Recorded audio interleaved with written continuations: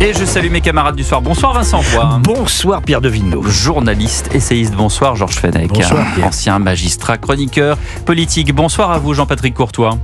Bonsoir. Et merci d'être en direct avec nous sur Europe 1. Vous êtes le maire LR de Mâcon, 35 000 habitants à Mâcon. Que vivez-vous exactement ? Nous avons vécu un week-end extrêmement compliqué avec des jeunes qui nous ont mis le feu à 3 bâtiments pratiquement représentatifs d'ailleurs de ce quartier, qui sont des bâtiments destinés aux jeunes.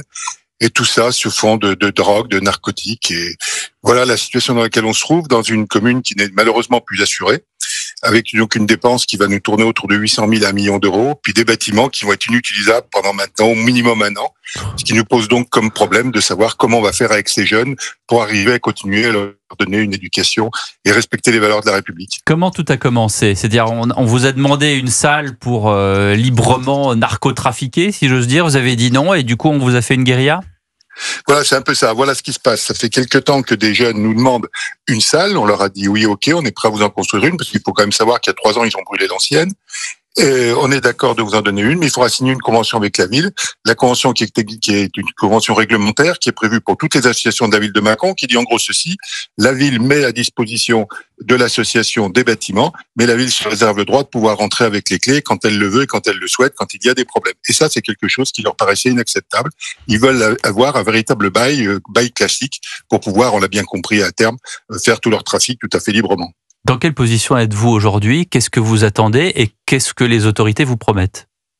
Ce qu'on attend déjà immédiatement, et ça, le ministre de l'Intérieur a respecté ses propos et nous a envoyé une compagnie de CRS qui est là sur place, qui sécurise. Il y a une enquête de police diligentée par Madame le procureur qui donne d'excellents résultats. Aujourd'hui, 5 personnes ont été arrêtées, 4 sont en prison, 1 est dans un centre de rétention pour jeunes.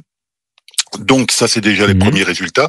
Et puis à terme, ce que j'attends, c'est une législation sur les trafiquants de drogue qui puisse être applicable. Et je reprends les mots de Georges Fenech que j'ai connu dans une vie antérieure, pour dire qu'il faut un parquet qui s'occupe que du narcotrafic sur l'ensemble de notre territoire français. Eh bien, Georges Fenech va vous répondre. Je salue d'abord Jean-Patrick Courtois, que je connais très bien depuis très longtemps, qui est maire de Mâcon depuis longtemps. Je ne sais plus quel est son énième mandat. On ne compte plus.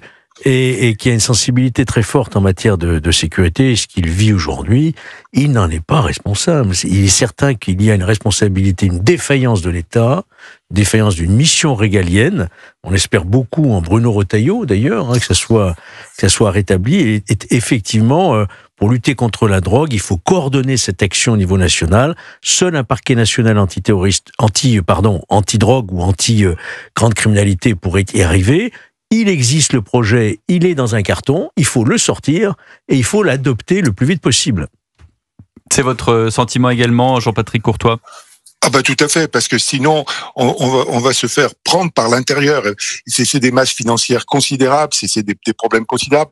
Et si on perd, je reviens à ma ville de Mâcon, si on perd dans ce quartier en difficulté ce combat, c'est fini, et c'est fini demain de la ville de Mâcon, puisque je suis à quelques kilomètres de Lyon, donc les liens entre différentes mafias se font, y compris avec Marseille. On l'a vu arriver en Saône-et-Loire, dans la ville du Creusot. Donc il faut absolument lutter et empêcher que ce trafic puisse se continuer. Il faut prendre une législation qui soit une législation d'exception, comme on l'a fait pour le terrorisme. Juste pour comprendre votre vie au quotidien, Jean-Patrick Courtois, on en est où de cette guérilla ? Ça s'est calmé. Vous vivez encore, il y a encore des effets un peu sporadiques de cette guérilla urbaine que vous avez vécue le week-end dernier. Comment ça se passe exactement ? Non, là c'est terminé, parce que justement, Monsieur Retailleau, le ministre de l'Intérieur, nous a envoyé des effectifs de CRS. Donc aujourd'hui, ils sont dans la rue, tous les soirs, ils sont dans les rues, donc il n'y a plus personne. Oui, mais est-ce que c'est comme dans les opérations Place Net, au moment où ils partent, ils vont revenir, vos trafiquants ? Alors c'est la question qu'on se pose. Alors ce que j'espère beaucoup, c'est qu'ils ont déjà arrêté un certain nombre de personnes. Les bruits courent dans Mâcon qu'il y aurait d'autres arrestations dans les jours qui viennent. Si effectivement le réseau actuel est décapité, on aura la paix pendant quelques temps, mais à la condition que ça soit suivi pour pas qu'un nouveau réseau revienne d'après derrière. Parce que en fin de compte, c'est qu'une histoire financière, c'est de l'argent à prendre. Oui, mais C'est infernal. Vincent Roy, votre opinion Non, mais là-dessus? écoutez, moi je suis étonné, j'écoute ce maire avec un certain dépit, puisque je le vois d'une certaine manière relativement impuissant. Ce que je me dis, c'est n'a-t-on pas trop attendu? Si vous voulez, moi j'entends ce que dit Georges sur le parquet, j'entends ce qu'a dit ce matin Monsieur Darmanin, mais enfin Monsieur Darmanin vient d'être nommé ministre de la Justice là depuis très peu de temps. Il annonce beaucoup de choses qu'ont fait les autres avant. Il a l'air de vouloir prendre le problème à bras-le-corps. Ça, je lui donne quitus de ses déclarations. Mais qu'ont fait les autres? Dupond-Moretti, il a attendu quoi? Le trafic de drogue et le narcotrafic en France. Ils ont fait les places nettes. Il date. Oh, écoutez, les places nettes, on sait bien que. Avec Darmanin qui était à la justice. Oui, mais enfin, on sait bien que ça ne donne des résultats que sur un temps donné. Oui, parce qu'après ils reviennent. C'est ce que je disais évidemment, à propos de Macron. Mais le trafic de drogue, il n'est pas là depuis aujourd'hui. Le narcotrafic, il n'est pas là depuis aujourd'hui. Vincent. Ah, il s'est amplifié. Il s'est pas amplifié. Par exemple, sur les 2 dernières années, oui, il s'est amplifié. La DZ Mafia, tout ça, on connaissait pas. Enfin, je parle sous le contrôle de Georges et du maire de Mâcon. Oui, aujourd'hui, il y a des véritables mafias. Oui, mais cartels, on peut dire. Ça a été exponentiel ces 2 dernières années. Qui représente entre 4 à 6 milliards de chiffre d'affaires. Oui, exactement. Plutôt 6 d'ailleurs. Oui. Plutôt 6. Donc, vous voyez bien qu'on a affaire à des puissances financières aujourd'hui qui narguent l'État d'ailleurs. Hein. Donc, qu'est-ce qu'il faut faire? Qu'est-ce qu'ils ont fait avant? On n'a pas déclaré la vraie guerre. Non. Ça, c'est clair et net. Non, ça, il faut vraiment déclarer une guerre. Je ne dis pas qu'il faut faire ce qu'a fait Bukele au Salvador. Au Salvador, hein, c'est vrai. Mais il faudrait quand même s'inspirer d'un certain nombre de mesures, c'est-à-dire d'être extrêmement ferme dans les peines qui sont prononcées, construire le plus vite possible des prisons, parce que là, ce que fait M. Darmanin, c'est bien déjà. C'est prison unique, là. Mais qu'est-ce que vous en ce pensez, qu'il fait, Georges? c'est qu'il déshabille Pierre pour habiller Paul. Hein. C'est-à-dire, il en a vidé une pour un. Ça va pas du tout. Et les autres sont des passoires. C'est du bricolage. Il faut véritablement construire des centres pénitentiaires adaptés, qui soient isolés de l'extérieur. On ne rentre plus ni téléphone, ni drogue, ni quoi que ce soit, ni armes, ni quoi que ce soit. C'est un peu la promesse de cette. Là, pour l'instant, on isole 100 personnes. Hein. Il faut véritablement. Je crois qu'on va en parler tout à l'heure. On peut en parler même maintenant parce que Monsieur Courtois est directement concerné. Donc il peut dialoguer avec nous. Qu'est-ce que vous en pensez, Monsieur Courtois, maire de Mâcon, de cette grande prison pour narcotrafiquants voulue par Monsieur Darmanin? Ça, je suis entièrement d'accord avec ça. D'ailleurs, maintenant, il faut prendre le problème à bras le corps. Ce qui s'est passé avant, tant pis, c'est passé, on ne va pas regarder le passé. Par contre, maintenant, il faut savoir si vraiment on veut arrêter le trafic de drogue en France, si on veut éviter que cet argent souterrain qui fait des sommes extraordinaires puisse s'arrêter ou pas. Mais si on prend pas des mesures d'exception, on n'y arrivera pas. Parce que aujourd'hui, ils ont les moyens financiers, il faut donc les combattre face à ces moyens financiers. Ouais, donc c'est confiscation, etc. Mais alors, bien sûr. Mais je voulais, quand vous voyez dans le jour des mariages, pardon, vous voyez des jeunes qui sont au RSA, qui roulent avec des Porsche de location, des Porsche, des grosses BMW, des grosses Mercedes. Je m'excuse de faire la publicité pour ces marques de voitures, qui arrivent à coûter plus de 2 000 € le week-end de location. Ils sont au RSA, on les laisse faire. L'argent, il vient bien de quelque part. Donc il y a un moment, il faut que ce système s'arrête. Donc, alors, prenons l'exemple de la voiture de location. Jour de mariage, vous voyez passer un bolide allemand à 2 000 € la journée de location. Qu'est-ce que vous fêtes? Vous l'arrêtez et vous dites d'où vient la voiture? Non, pas d'où vient la voiture, ça je le sais. Qu'est-ce qu'on fait? Je lui demande d'où vient l'argent pour dans mon studio. Alors, quel est le moyen judiciaire pour lui dire?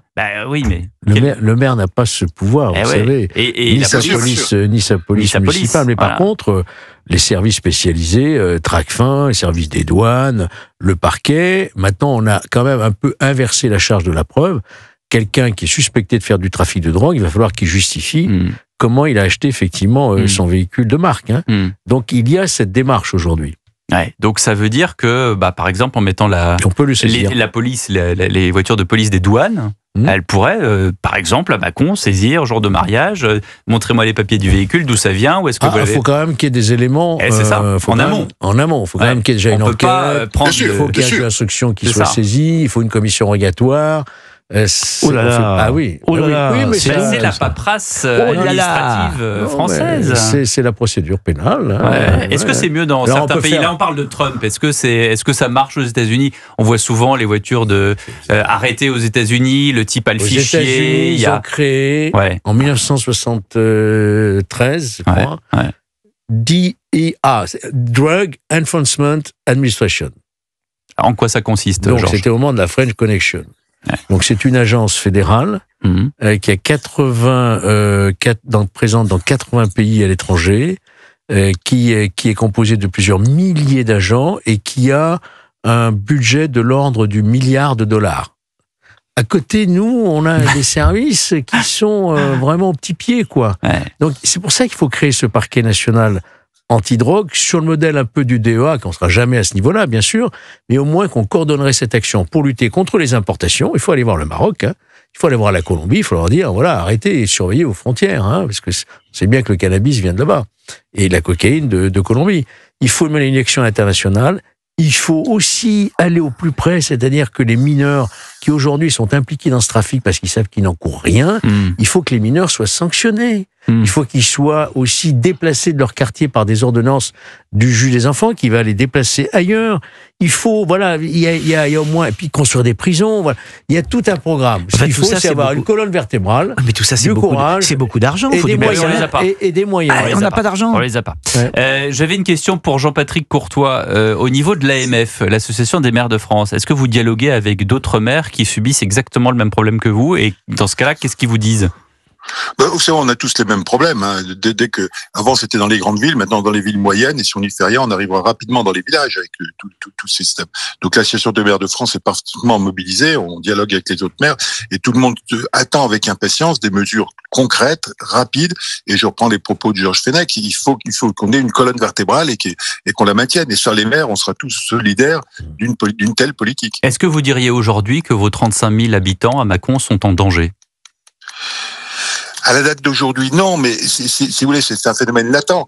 Quand la maladie se met dans un corps, la maladie se propage. Donc aujourd'hui, la situation est encore sous contrôle, mais ça va pas durer éternellement. Quand il y a des règlements de compte, et on les voit notamment à Marseille, il y a quand même des écoles qui sont visées par des balles perdues. Tout ça, c'est le danger de vos habitants. Est-ce que c'est quelque chose que vous craignez dans votre ville? Est-ce que c'est déjà arrivé? Est-ce que vous avez déjà entendu siffler les balles, comme on dit? Non, pas encore, heureusement. Mais si on fait rien dans les semaines et mois qui viennent, c'est ce qui risque d'arriver. C'est pour ça que le combat qu'on mène aujourd'hui, et j'ai dit on ne cédera pas à Mâcon, parce que je ne veux pas que demain, on ait les problèmes que vous évoquez, et puis que j'ai des blessés ou des morts par balle. Merci beaucoup. 1952 crimes et délits en 2023 à Mâcon. Oui, ça vous place pas en haut du classement, ville, mais quand même. Vous êtes 4 millième au niveau national. Oui, mais par rapport à la population de la ville. Par rapport à la population, il y a 35 000 habitants. Ça fait quand même un taux de criminalité de 56,7 pour 1000 habitants, quand même. Voilà. Oui. On va. Ça, le maire, c'est ce que je vis tous les jours. C'est ce que je vis tous les jours. Voilà. Écoutez, je déteste souhaiter bon courage aux gens, mais là, en l'occurrence, je pense que c'est la chose qu'on peut vous souhaiter. Vous écouterez le ministre de l'Intérieur, Bruno Retailleau, qui sera demain matin à 8h10 ici même dans ce studio avec Sonia Mabrouk, et également en codiffusion sur CNews. Et vous pourrez même l'interpeller si vous le voulez, puisqu'il sera l'invité de Cyril Hanouna dans On marche sur la tête lundi prochain de 16h à 18h. Voilà, on espère que...